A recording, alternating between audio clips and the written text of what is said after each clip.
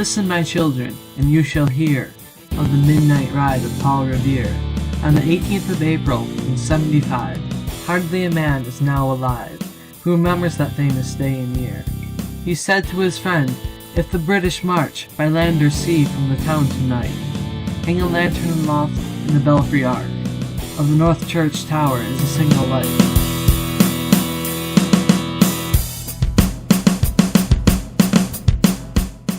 One if by land, and two if by sea, and I on the opposite shore will be, ready to ride and spread the alarm through every Middlesex village and farm, for the country folk to be up and to arm.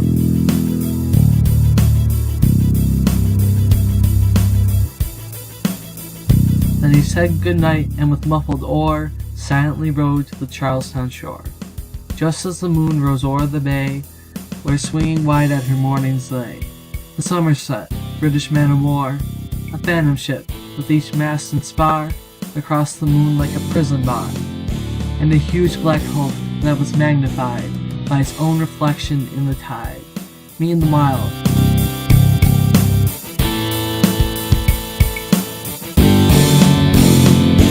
his friend through alley and street wanders and watches with eager ears, till the silence around him he hears the muster of men at the barrack door, the sound of arms and the tramp of feet, and the measured tread of the grenadiers.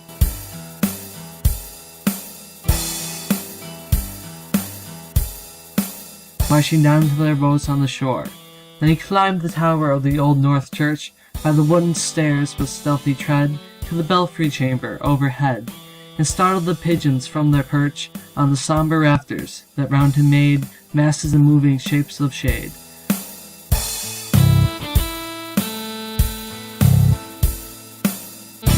By the trembling ladder, steep and tall, to the highest window in the wall, where he paused to listen and look down a moment on the roofs of the town, and the moonlight flowing over all. Beneath in the churchyard lay the dead, in their night encampment on the hill, wrapped in silence so deep and still that he could hear, like a sentinel's tread, the watchful night wind as it went, creeping along from tent to tent, and seeming to whisper, "All is well."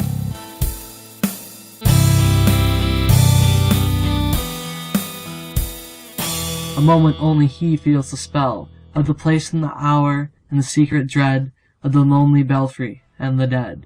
For suddenly all his thoughts are bent on a shadowy something far away, where the river widens to meet the bay, a line of black that blends and floats on the rising tide like a bridge of boats.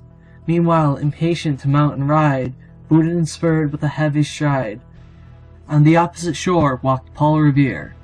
Now he patted his horse aside, now he gazed at the landscape far and near, then impetuous, stamped the earth, and turned and tightened his saddle's girth. But mostly he watched with eagle search the belfry tower of the old North Church.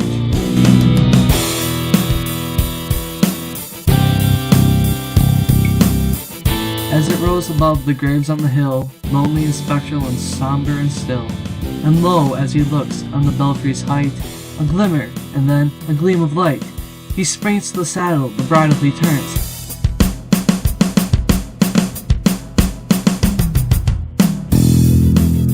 But lingers and gazes till full on his sight. The second lamp in the belfry burns. A hurry of hooves in a village street, a shape in the moonlight, a bulk in the dark, and beneath from the pebbles in passing a spark, struck out by a steed flying fearless and fleet. That was all, and yet, through the gloom and the light,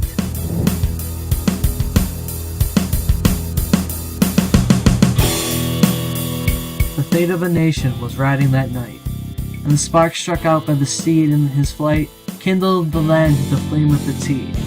He has left the village and mountain of the steep, and beneath him tranquil and broad and deep is the mystic, meeting the ocean tides, and under alders that skirt its edge, now soft on the sand, now loud on the ledge, is heard the tramp of his steed as he rides. It was 12 by the village clock, when he crossed the bridge into Medford town. He heard the crowing of the cock,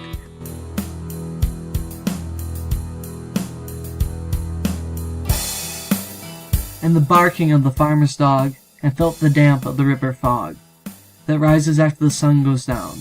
It was 1 by the village clock when he galloped into Lexington, He saw the gilded weathercock swim in the moonlight as he passed, and the meeting-house windows, black and bare, gaze at him with a spectral stare, as if they already stood aghast at the bloody work that they would look upon.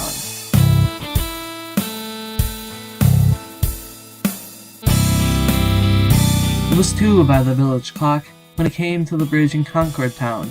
You heard the bleating of the flock, and the twitter of the birds among the trees, and felt the breath of the morning breeze blowing over the meadow brown. And one was safe and asleep in his bed, who at the bridge would be first to fall, who that day would be lying dead, pierced by a British musket ball. You know the rest, in books you have read, how the British regulars fired and fled, how the farmers gave them ball for ball.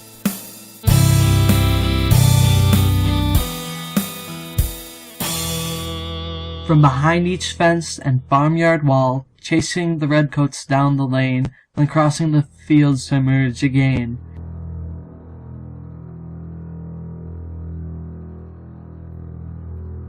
Under the trees at the turn of the road, and pausing only to fire and load. So through the night rode Paul Revere, and so through the night went his cry of alarm, to every Middlesex village and farm, a cry of defiance, and not of fear, a voice in the darkness, a knock at the door, and a word that shall echo forevermore.